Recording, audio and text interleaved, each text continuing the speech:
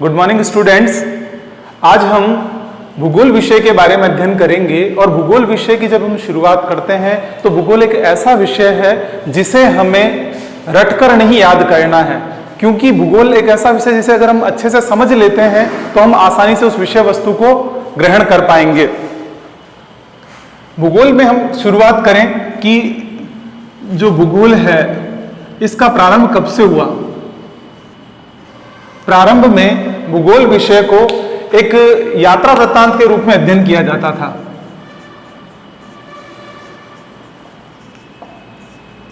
प्रारंभिक समय में भूगोल को यात्रा वृत्तांत के रूप में अध्ययन किया जाता था कि जो नाविक होते थे वो एक स्थान से दूसरे स्थान पर जाते, यात्राएं करते और फिर आके उसको लिखते थे और उसी को एक विषय वस्तु के रूप में पढ़ाया जाता था। जैसे भारत के समुद्री मार्ग की खोज किसने की थी? उसकी खोज वास्को डी गामा ने की थी। तो वास्को डी गामा जो कि यहां अगर हम बात करें यूरोप से यहां से शुरू हुआ, अफ्रीका के इसका तट का चक्कर लगाते हुए यानी यहां से घूमते हुए भारत पहुंचे थे। तो जो इन्होंने यात्रा की, इस यात्रा को इन्होंने लिखा, जो चीज लिखी थी उसे यात्रा वृत्तांत के रूप में पहले भूगोल में अध्ययन किया जाता था। उसके बाद में इसे एक सिस्टमेटिक व्यवस्थित अध्ययन के रूप में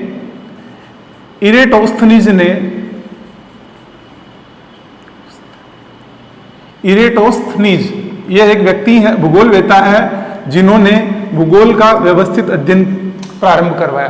यानी इरेटोस्थनीज ने भूगोल को एक क्रमबद्ध विषय के रूप में प्रारंभ किया। क्रमबद्ध यानी भूगोल में को क्रमबद्ध रूप से जो विषय प्रदान किया वो इरेटोस्थनीज ने दिया। इसके बाद अगर हम बात करें तो भूगोल को मुख्य रूप से भूगोल की जो शाखाएं हैं इसे दो शाखाओं के रूप में बांटा गया है। भूगोल का जो अध्ययन किया जाता है कि भूगोल है क्या, ज्योग्राफी, यह दो शब्दों से मिलकर बना है, भू धन गोल, या इसे हम कहें कि ये ज्योग्राफी GEOGRAPHY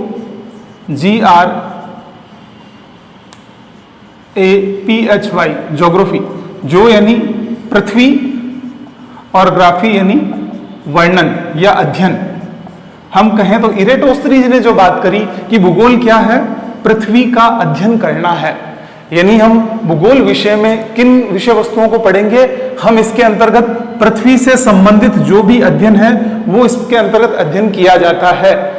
भूगोल में कि पृथ्वी में जितनी भी घटनाएं घटित हो रही है, भौतिक प्रदेश है, चाहे ज्वालामुखी घटना घटित हो रही है, इन सभी का अध्ययन हम भूगोल विषय के अंतर्गत करते हैं। अब बात आती है भूगोल को हम एक क्रमबद्ध रूप से जब अध्ययन करते हैं तो इसे विभिन्न शाखाओं में बांटा गया है और इसकी मुख्य जो शाखाएं हैं वो मुख्य दो शाखाएं हैं। भूगोल की जो मुख्य शाखा है वो दो शाखा है। पहली जो शाखा आती है वो है भौतिक भूगोल और दूसरी शाखा आती है मानव भूगोल। फर्स्ट जो शाखा है भौतिक भूगोल और सेकंड शाखा मानव भूगोल। पहले हम प्रथम शाखा की बात करें, भौतिक भूगोल, फिजिकल ज्योग्राफी। फिजिकल ज्योग्राफी क्या है? इसके अंतर्गत किसी क्षेत्र में यानी पृथ्वी की अगर हम बात करें तो पृथ्वी के अंदर जितने भी पर्वत, पठार, नदियां, मैदान, घाटियां, जो भी चीजें आती है उन सब का अध्ययन हम भौतिक भूगोल के अंतर्गत करते हैं। यानी भौतिक भूगोल के अंतर्गत भौतिक प्रदेशों का, भौतिक क्षेत्रों का अध्ययन किया जाता है। इसके अंतर्गत मुख्य रूप से पर्वत, पठार, यहां अगर हम बात करें तो भौतिक भूगोल जैसा कि कक्षा 11th में आप लोगों ने पढ़ा है पूरा, जिसमें विभिन्न सिद्धांतों का, पृथ्वी के निर्माण, ग्रहों का निर्माण कैसे हुआ। इसी के साथ ही अगर हम बात करें बहुत फेमस जो कि भौगोलिक चक्र के रूप में आपने अध्ययन किया, भौगोलिक चक्र WM डेविस ने दिया था। WM डेविस ने प्रकृति की जो संरचना बनी हुई है उसको एक भौगोलिक चक्र नाम दिया, जिसके अंतर्गत इन्होंने मुख्य रूप से नदी की अपर्दन अवस्थाओं को बताया कि नदी अपनी युवावस्था, सबसे पहले प्रारंभिक अवस्था में किस प्रकार वो वी आकार की घाटी बनाती है, फिर युवा अवस्था में कैसे वो जलप्रपात का निर्माण करती है, उसके बाद में इसकी प्रौढ़ावस्था में आती है तो मैदानी भाग में गोखुर झील और विभिन्न स्थलों का निर्माण करती है, नदी तट बांधों का। उसके बाद वृद्धावस्था में आते आते वो डेल्टा के रूप में नदी के समुद्र के अंतर्गत शामिल हो जाती है। तो डेविस ये कहते हैं कि एक नदी का जो चक्र है वो प्रारंभ से होकर अंतिम तक जाता है और फिर से वही रोटेशन होता है। यानी किसी भी उत्थित भूभाग का धीरे धीरे अपर्दन करके उसे समाप्त कर देना और पुनः उस भाग का उत्थान होना, ये एक जो चक्र चलता है इसको भौगोलिक चक्र के नाम से दिया गया है। ये सब भौतिक भूगोल के अंतर्गत अध्ययन किया जाता है। अब बात आती है कि भूगोल की जो दूसरी शाखा है मानव भूगोल, जिसे कि हम महत्वपूर्ण रूप से 11th-12th क्लास में आपका जो स्टार्टिंग होता है मानव भूगोल। मानव भूगोल क्या है, किस प्रकार हम इसका अध्ययन करते हैं या किसने इसे दिया। अगर हम कहें मानव भूगोल क्या है, मानव भूगोल के अध्ययन की अगर हम बात करें तो मानव भूगोल मनुष्य तथा प्रकृति का अध्ययन करना, यानी मानव भूगोल में मुख्य रूप से मानव व प्राकृतिक वातावरण, मानव व प्राकृतिक वातावरण का अध्ययन किया जाता है। यानी मानव भूगोल ये कहता है कि किसी भी क्षेत्र विशेष में जो मानव रहता है उस मानव का प्रकृति के साथ कैसे सामंजस्य है, किस प्रकार उनका कोऑर्डिनेशन है, ये मुख्य रूप से मानव भूगोल के अंतर्गत हम अध्ययन करेंगे। मानव भूगोल में अगर बात करें मुख्य रूप से मानव का जो स्वभाव है, मानव का जो स्वभाव वो किस प्रकार बना है, उसका खान पान, उसका रहन सहन, किसी भी क्षेत्र में एक व्यक्ति जो रहता है, एक मानव समुदाय रहता है, उसका खान पान कैसा होगा। जैसे अगर हम बात करें मरुस्थलीय क्षेत्रों में जो मनुष्य रहते हैं, जो मानव समुदाय रहता है, उनका पहनावा, वो लंबे वस्त्र पहनते हैं, सिर पे टोपी या पगड़ी धारण करेंगे। साथ ही उनका जो खान पान होगा, क्योंकि मरुस्थलीय क्षेत्र में ज्वार बाजरा और ये मुख्य रूप से फसलें पाई जाती है, तो वहां के लोगों का खान पान मरुस्थलीय क्षेत्र के हिसाब से होगा। साथ ही उनका जो पहनावा है वो उस क्षेत्र विशेष के हिसाब से होगा।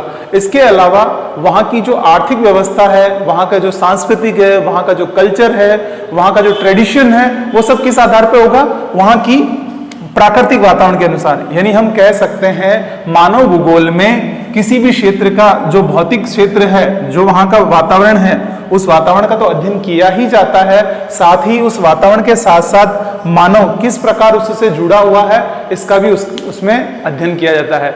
यानी किसी क्षेत्र विशेष में मानव का जो स्वभाव होगा वो उसके वातावरण के अनुसार होगा। साथ ही हम एक दूसरे उदाहरण से समझें, एक समुद्र तटीय क्षेत्र पे, जैसे हम कहें कि ये भारत का जो तटवर्ती क्षेत्र है, तटवर्ती क्षेत्रों में जो यहाँ के लोग रहते हैं उनका मुख्य व्यवसाय क्या है, उनका मुख्य व्यवसाय समुद्र से संबंधित उनका व्यवसाय होता है। और साथ ही यहाँ का जो मुख्य भोज्य पदार्थ होता है वो क्या होता है, चावल व मछली। यहाँ मुख्य रूप से भोज्य पदार्थ में मछली होने का कारण क्या है, यहाँ की भौतिक दशाएं, क्योंकि यहाँ समुद्र के अंतर्गत उन्हें आसानी से मछली मिल जाती है, इसलिए उनके मुख्य भोज्य पदार्थ में ये शामिल होता है। साथ ही अगर हम बात करें जैसे पहाड़ी क्षेत्रों में, तो पहाड़ी क्षेत्रों में जो लोगों का व्यवसाय होता है वो पशुचारण होता है और सीढ़ीनुमा खेत बनाकर वो कृषि कार्य करते हैं। तो मानव भूगोल के अंतर्गत मानव का स्वभाव और प्राकृतिक वातावरण, इन दोनों का संयुक्त रूप से साथ साथ अध्ययन किया जाता है। साथ ही ये देखा जाता है कि मानव किसी क्षेत्र विशेष में जो काम करता है उस कार्य करने के पीछे जो मुख्य तत्व रहता है वो वहां का प्राकृतिक वातावरण होता है। अगर मैं कहूं कि जो मैदानी भूभाग है, भारत का उत्तर का विशाल मैदान है, यहाँ पे अधिकांश लोग कृषि कार्य करते हैं क्योंकि यहाँ कृषि के लिए अनुकूल दशाएं हैं। साथ ही यहाँ का जो दक्षिण का पठार है, तो वहाँ पठारी क्षेत्रों में पर्याप्त मात्रा में खनिज संपदाएं हैं, इसीलिए वहाँ मानव क्या करता है, खनन व्यवसाय करता है। साथ ही मैदानी क्षेत्रों में आसानी से उद्योग धंधों को विकसित किया गया है। तो यानी किसी भी क्षेत्र में मानव के जो क्रियाकलाप है वो वहाँ के प्राकृतिक वातावरण को दर्शाते हैं। साथ ही ये बताते हैं कि हम प्राकृतिक वातावरण का किस प्रकार अध्ययन करते हैं। इसके अंतर्गत भूगोल यानी मानव भूगोल के अंतर्गत भूगोल को एक क्षेत्रवर्णी विज्ञान कहा है। यानी भूगोल को इन्होंने क्या कहा है, भूगोल क्या है, एक क्षेत्रवर्णी विज्ञान है, क्षेत्रवर्णी विज्ञान। हम इस शब्द को समझें, क्षेत्रवर्णी विज्ञान क्या है, किसी क्षेत्र विशेष का वर्णन करने वाला विज्ञान। यानी भूगोल क्या है, एक क्षेत्र विशेष का वर्णन करने वाला विज्ञान है। यानी हम कहें कि जैसे राजस्थान है, तो राजस्थान क्षेत्र में किस प्रकार लोग रहते हैं, कैसा यहाँ का वातावरण है, इन सब का यानी क्षेत्र विशेष का वर्णन करना भूगोल के अंतर्गत आता है। साथ ही अगर हम कहें कि भूगोल विषय कैसा है, भूगोल एक क्रमबद्ध विषय है। यानी भूगोल विषय को अगर हमें समझना है तो हमें इसकी अध्ययन कैसा करना पड़ेगा, क्रमबद्ध तरीके से। हम जब हम अध्ययन करेंगे तब हम इसे विषय को समझ पाएंगे। फिर वही बात आती है, कई बार ये कहा जाता है कि जो कॉलेज स्टूडेंट है वो ये कहते हैं अधिकतर कि हिस्ट्री, पॉलिटिकल, ज्योग्राफी बेवफा। क्यों कहा गया है इन सब्जेक्ट को बेवफा? कि हिस्ट्री, पॉलिटिकल, ज्योग्राफी बेवफा, रात को रटे सुबह सफा। बड़ी अजीब बात है कि रात को रटे सुबह सफा। डेफिनेट हमें यही समझना है कि भूगोल विषय ऐसा नहीं है कि हम इसको रट के पास हो जाएं, हमें इस विषय को सिस्टमेटिक तरीके से समझना है। जब हम इस विषय को समझना शुरू करेंगे तो ये सारी चीजें हमें क्या होगी, क्रमबद्ध तरीके से याद हो जाएगी। जैसे हम कहें भूगोल विषय के जनक किसे कहा गया है? इरेटोस्थनीज को कहा गया है। और भूगोल की मुख्य शाखाएं कितनी है? 2 शाखाएं हैं, भौतिक भूगोल, मानव भूगोल। भौतिक भूगोल में किसका अध्ययन किया जाता है? भौतिक क्षेत्रों का, भौतिक प्रदेशों का अध्ययन किया जाता है। मानव भूगोल के अंतर्गत मानव और प्राकृतिक वातावरण का जो आपस में अंतर संबंध है उसका अध्ययन किया जाता है। इस प्रकार हम कहें कि भूगोल मुख्य रूप से एक ऐसा विषय है जिसे हम अच्छे से समझकर जब हम पढ़ते हैं तो हमें वो आसानी से याद रहता है और लॉन्ग टाइम तक याद रहेगा। आगे हम बढ़ते हैं। भूगोल में किसी घटना, स्थान, समय का भौगोलिक तथ्यों के रूप में अध्ययन किया जाता है। यानी मानव भूगोल की अगर हम बात करें तो इसके अंतर्गत जो अध्ययन किया जा रहा है वो किसी भी घटना का, कि कोई भी घटना घटित होती है उसका अध्ययन कैसे किया जाता है? उस घटना को स्थान, वहां का वातावरण, साथ ही उसकी परिस्थितियां, इन चीजों को ध्यान में रखकर अध्ययन किया जाता है। किसी घटना को, कौन से स्थान पर घटना घटित हुई है, वहां का वातावरण कैसा है, वहां की परिस्थितियां कैसी है, इन सब चीजों को ध्यान में रखकर अध्ययन किया जाता है।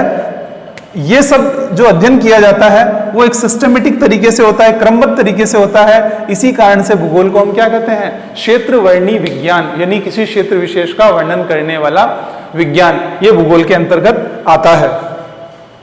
फिर आगे हम बात करें कि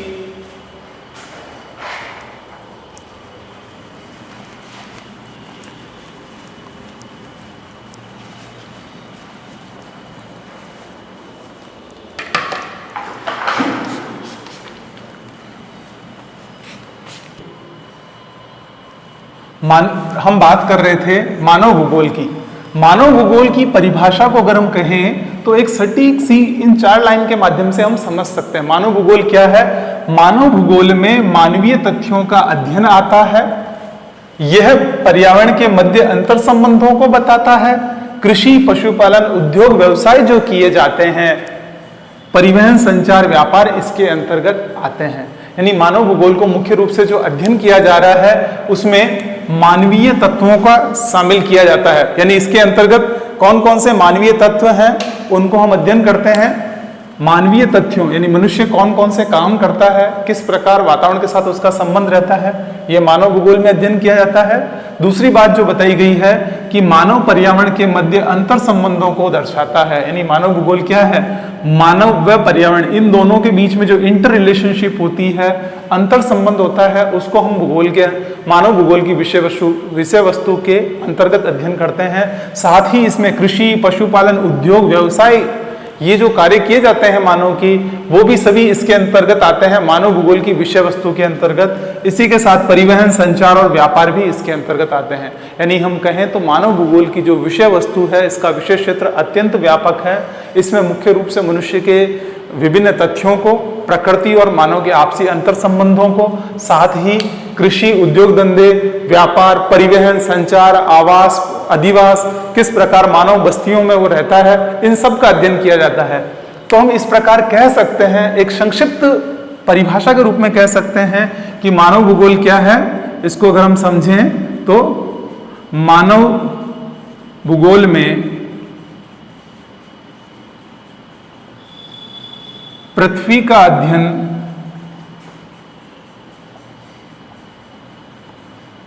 मानव के घर के रूप में किया जाता है। मानव के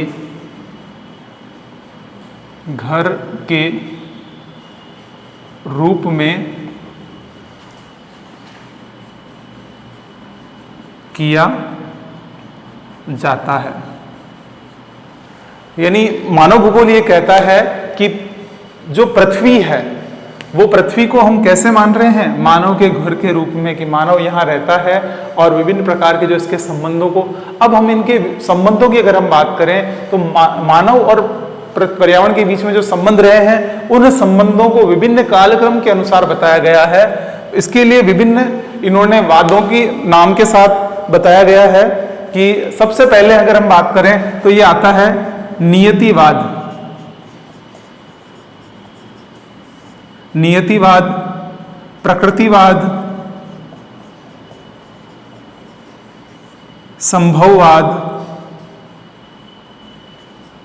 ये मानव भूगोल में एक विभिन्न टर्म्स और रिलेशंस बताए जाते हैं।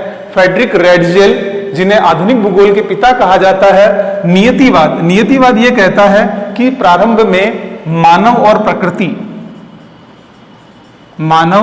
प्रकृति के मध्य जो अंतर संबंध थे वो बहुत घनिष्ठ संबंध थे। यहां अगर हम बात करें कि नियतिवाद ये कहता है कि मनुष्य प्रकृति के जो विभिन्न तत्व हैं उनको देव के रूप में पूजा जाता था, यानी प्रकृति को परमात्मा और मानव उसका पुत्र के रूप में जाना जाता था। यानी सूर्य देवता, चंद्र देवता, वायु देव, पवन देव, ये जो विचारधारा थी वो नियतिवाद के अंतर्गत थी। प्रकृतिवाद में धीरे धीरे जैसे जैसे समय बढ़ा तो मानव का जो स्वभाव हुआ, उसने क्या किया, प्राकृतिक तत्वों को अपने नियंत्रण में करना शुरू किया। नदी जो बह रही थी उस पर बांध बनाना शुरू कर दिया। फिर उसके बाद में आगे मानव भूगोल के अंतर्गत जो अगला वाद आता है संभववाद, वो संभववाद ये कहता है कि विभिन्न प्रकार की संभावनाएं हैं कि किस प्रकार मनुष्य क्या कर सकता है कि प्रकृति को अपने नियंत्रण में करना शुरू कर दिया इसने, प्रकृति पर नियंत्रण। यहां अगर हम संभववाद की बात करें तो संभववाद यह कहता है कि मनुष्य द्वारा प्रकृति को नियंत्रित करने का प्रयास किया गया। इस प्रकार अभी तक जो हमने अध्ययन किया इसको हम थोड़ा रिवाइज कर लेते हैं। हमने सबसे पहले प्रारंभ किया था कि भूगोल क्या है, पृथ्वी का अध्ययन, ज्योग्राफी, जियो देन ग्राफी, इन दो शब्दों से मिलकर बना है। और इस भूगोल के जो शब्द के जनक माने गए हैं वो इरेटोस्थनीज को माना गया है। इरेटोस्थनीज ये कहते हैं ज्योग्राफी यानी जो देन ग्राफी, पृथ्वी का अध्ययन। उसके बाद हमने बात की थी भूगोल की मुख्य रूप से दो शाखाएं हैं, भौतिक भूगोल और दूसरी मानव भूगोल। भौतिक भूगोल जिसके अंतर्गत भौतिक प्रदेशों का अध्ययन किया जाता है, प्राकृतिक वातावरण का अध्ययन किया जाता है। दूसरी जो शाखा मानव भूगोल, जिसमें मानव और प्रकृति का आपसी अंतर संबंध की अध्ययन किया गया है। और एक जो कोटेशन आपकी आरबीएससी की पुस्तक में दिया गया है, बहुत ही अच्छी परिभाषा एक कविता के रूप में दिया गया है कि मानव भूगोल में मानवीय तथ्यों का अध्ययन आता है, यह मानव पर्यावरण के अंतर संबंधों को बताता है, कृषि, व्यवसाय, पशुपालन, व्यवसाय जो किए जाते हैं, परिवहन, संचार, व्यापार इसके अंतर्गत आते हैं। यानी मानव भूगोल के अंतर्गत मानवीय तथ्यों, मानव और प्रकृति के बीच अंतर संबंध, कृषि, उद्योग धंधे, व्यवसाय, संचार, परिवहन, इन सबका अध्ययन किया जाता है। फिर हमने पढ़ा था कि मानव भूगोल पृथ्वी का मानव के घर के रूप में अध्ययन कर रहा है। साथ ही विभिन्न जो मानव भूगोल के विभिन्न भूगोलवेता हैं, इनकी विभिन्न परिभाषाएं जो कि कुमारी Semple, Ratzel, Vidal de Blache, Frederick Ratzel, इन्होंने विभिन्न जो परिभाषाएं दी, इन परिभाषाओं को हम अगली कक्षा के अंतर्गत अध्ययन करेंगे। Thank you very much. मानव भूगोल से संबंधित विभिन्न भूगोलवेताओं ने जो इसकी परिभाषाएं दी हैं, उन परिभाषाओं को हम समझेंगे। मानव भूगोल के जो प्रारंभ बताया गया है वो 18वीं शताब्दी से बताया गया है। जैसा कि हमने प्रारंभ में पढ़ा था कि मानव भूगोल को यात्रा वृत्तांत के रूप में अध्ययन किया जाता है। उसके बाद हमने ये देखा कि भूगोल की मुख्य रूप से दो शाखाएं, भौतिक भूगोल और मानव भूगोल। मानव भूगोल का प्रारंभ 18वीं शताब्दी से हुआ। विभिन्न विद्वानों में, जिनमें अगर बात जो नाम आता है फ्रेडरिक रेडजेल, आधुनिक भूगोल के पिता के रूप में जाने जाते हैं फ्रेडरिक रेडजेल। और इनकी एक महत्वपूर्ण पुस्तक है जो कई बार एग्जामिनेशंस में पूछी जाती है, एंथ्रोपोजोग्राफी। एंथ्रोपोजोग्राफी ये एक प्रसिद्ध पुस्तक है। इस पुस्तक में इन्होंने मानव भूगोल की जो परिभाषा दी है, मानव भूगोल मानव समाजों और धरातल के बीच संबंधों का संश्लेषित अध्ययन है। यानी फ्रेडरिक रेडजेल ये कहते हैं कि मानव भूगोल क्या है, मानव भूगोल मनुष्य समाज, जो मनुष्य एक समाज के रूप में रहता है, साथ ही साथ धरातल के बीच में जो संबंध संश्लेषित करता है, यानी मानव प्रकृति के साथ जो रिलेशन डेवलप करता है उन रिलेशंस को ही हम मानव भूगोल के अंतर्गत अध्ययन करते हैं। दूसरे जो प्रमुख विचारक है भूगोल वेता है एलन सैंपल। एलन सैंपल कौन थी? एलन सैंपल ये कि फ्रेडरिक रेडजेल की शिष्या थी, इनकी स्टूडेंट थी, ये अमेरिकन थी, अमेरिका की एलन सैंपल, जिन्होंने कि संभववाद के बारे में बात कही। साथ ही इन्होंने ये कहा कि मानव भूगोल की जो परिभाषा दी, बहुत ही अच्छी परिभाषा दी है, सिंपल रूप से हम इसे समझें। मानव भूगोल चंचल मानव और अस्थायी पृथ्वी के पारस्परिक परिवर्तनशील संबंधों का अध्ययन है, यानी मनुष्य हमेशा परिवर्तनशील है। चंचल इसलिए कहा गया है कि मानव का अगर हम विकास देखें तो प्रारंभिक समय में मनुष्य 4 पैरों से चलता था, फिर धीरे धीरे डेवलप हुआ। तो इस प्रकार मनुष्य हमेशा परिवर्तनशील है, गति कर रहा है। और पृथ्वी जो कि स्थायी रूप से पहले भी विद्यमान थी, अब इसके बीच में जो पारस्परिक संबंध है, जो परिवर्तन हुए, इन सब परिवर्तनों का अध्ययन ही हम मानव भूगोल के अंतर्गत करते हैं। इन परिवर्तनों की अगर हम बात करें, प्रारंभिक समय में मनुष्य सिंधु घाटी सभ्यता, हड़प्पा सभ्यता, इन सभ्यताओं के रूप में इसने अपना जो जीवन शुरू किया, ये नदी घाटी के किनारे रहा करता था।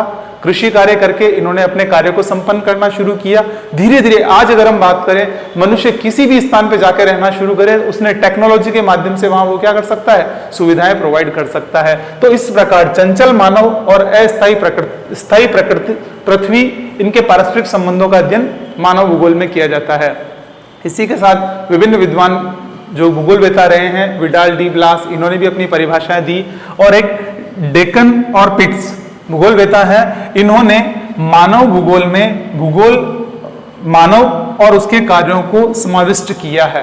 यानी इन्होंने कहा मानव भूगोल क्या है, मनुष्य के द्वारा जितने भी कार्य किए जाते हैं उन सभी कार्यों को हम मानव भूगोल के अंतर्गत लेंगे। मानव, अब अगर हम कहें मनुष्य द्वारा कौन कौन से कार्य किए जाते हैं, जो कि इसका खान पान, इसका रहन सहन, इसके द्वारा, इसके साथ ही अधिवास, जो इन्होंने अधिवास के प्रारूप, नगर, व्यवसाय, ये सारे जो भी इनके अंतर्गत आते हैं, ये सब किस में आते हैं, मनुष्य के कार्यों के अंतर्गत आते हैं। और मानव जितने भी कार्य करता है उन सभी कार्यों को मानव भूगोल के अंतर्गत सम्मिलित किया जाता है। इस प्रकार हम कह सकते हैं कि मानव भूगोल एक ऐसा विषय है जिसके अंतर्गत मनुष्य और प्रकृति, यानी मानव और प्रकृति के बीच जो अंतःक्रियाएं होती है, उन अंतःक्रियाओं को शामिल करते हुए जो हम अध्ययन करते हैं, वो संपूर्ण अध्ययन मानव भूगोल का विषय वस्तु है।